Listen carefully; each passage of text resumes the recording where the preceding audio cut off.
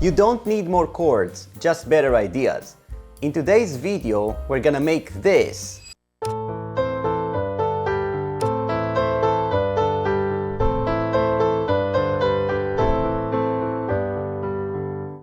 Sound like this.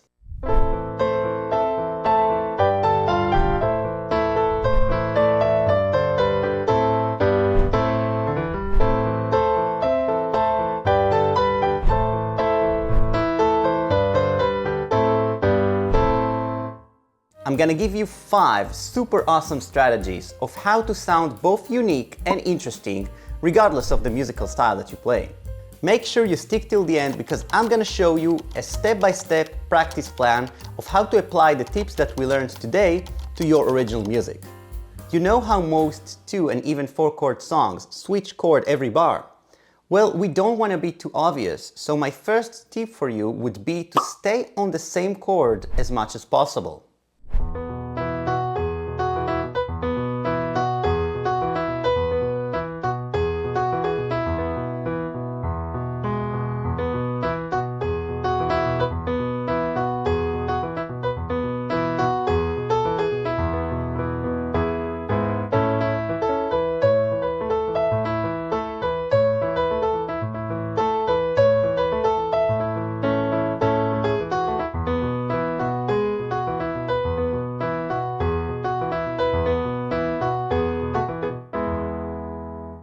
Now we are ready to pimp our bass line. As a general note, I don't want to stick just to the chord notes. So what I'm gonna do, I'm gonna add C sharp and D. These are the bass notes I'm gonna play. We're in E, of course, and I'm gonna give it a funky flair.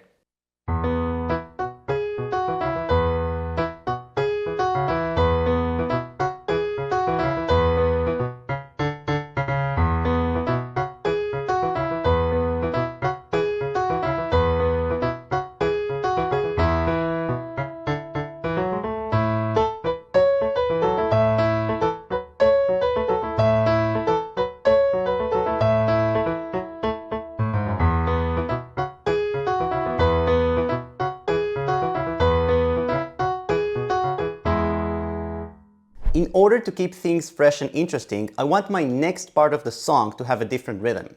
Vary the rhythm of your song.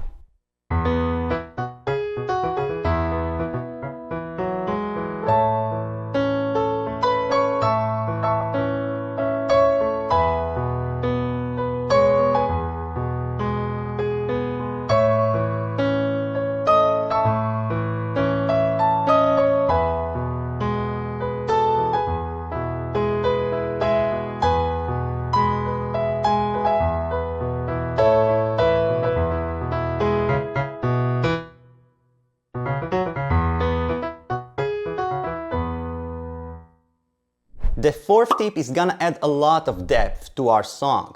We're gonna add passing notes, neighboring notes, and other decorations. Let's see how we do it with a new chord progression. Our 2 new chords are A, M, and G. Now, what are neighboring notes and passing notes? I'd like you to think of a melody as going from point A to point B and strategizing the way to get there. So every new target note is basically a point. For example,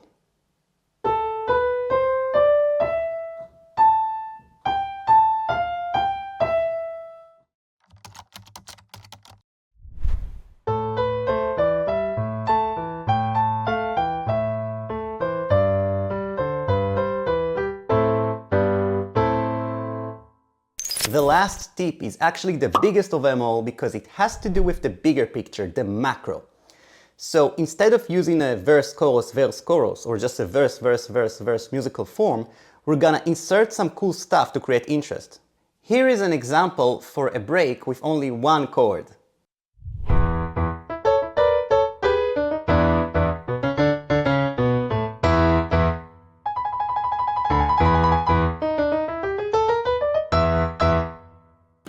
Other ideas would be to include an a cappella only section, a talking or rapping over the chord progression.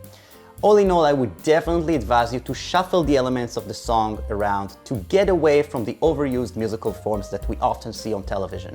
Here is how you should practice this.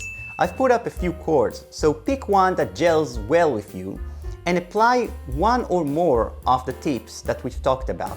Now, the order does not matter. You might want to come with a melody first, or maybe with a musical structure with the macro and then delve into the specifics. So it really depends on your desired workflow. And remember, limitation yields creativity. So go watch my previous video to learn how to make those two chords infinitely more interesting.